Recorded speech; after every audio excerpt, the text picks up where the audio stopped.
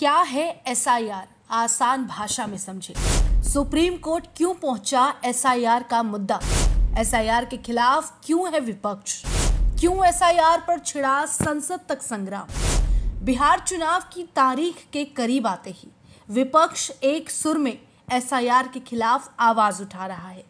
देश भर में अब तक इस एसआईआर की गूंज सुनाई पड़ने लगी है, लेकिन सवाल है कि आखिर ये एसआईआर है क्या और इसकी जरूरत क्यों पड़ी, इसे क्यों किया जा रहा है और विपक्ष इसके खिलाफ क्यों है। सड़क पर प्रदर्शन से लेकर अब तो ये एसआईआर संसद से होते हुए सुप्रीम कोर्ट तक जा पहुंचा है।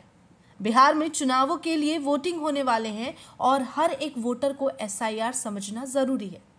तो पहला सवाल, क्या है एसआईआर? स्पेशल इंटेंसिव रिवीजन यानी विशेष गहन पुनर्निरीक्षण। ये एक प्रक्रिया है जिसके तहत चुनाव आयोग यानी इलेक्शन कमीशन मतदाता सूची यानी वोटर्स लिस्ट को अपडेट करता है।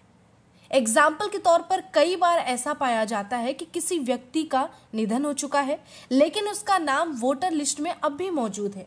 कई बार व्यक्ति 18 साल का हो चुका है लेकिन उसका नाम अब तक वोटर लिस्ट में ऐड नहीं हुआ है।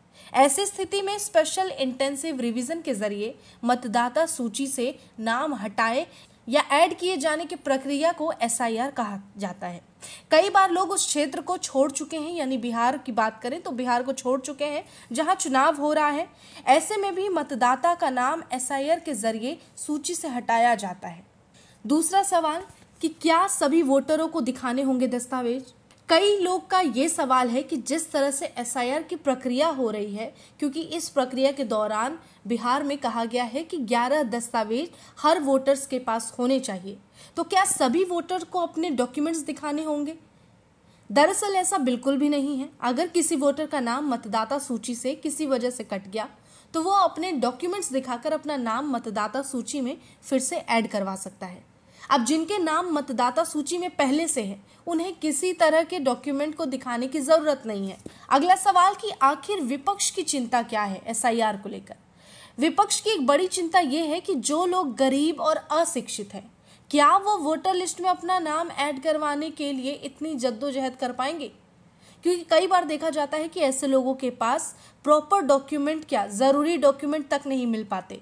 इस तरह से बड़ी संख्या में लोग अपना नाम वोटर लिस्ट में ऐड नहीं कर पाएंगे, जिसका असर उनके वोटिंग के अधिकार पर भी पड़ेगा और उसी का असर रिजल्ट पर भी पड़ेगा, यानी कि वोटिंग परसेंटेज पे। वहीं सत्ता पक्ष विपक्ष के आरोपों को खारिज करता है और कहता है कि ये एसआईआर प्रक्रिया का उद्देश्य केवल बाहरी लोगों की पहचान करना है जो इस राज्य के नहीं है। इससे किसी समुदाय या वर्ग को निशाना नहीं बनाया जा रहा है और इसी बात को लेकर पूरा विवाद उठा है। जहां सड़कों पर विपक्ष प्रदर्शन कर रहा है तो दूसरी तरफ सत्ताधारी पार्टी इसके पक्ष में है।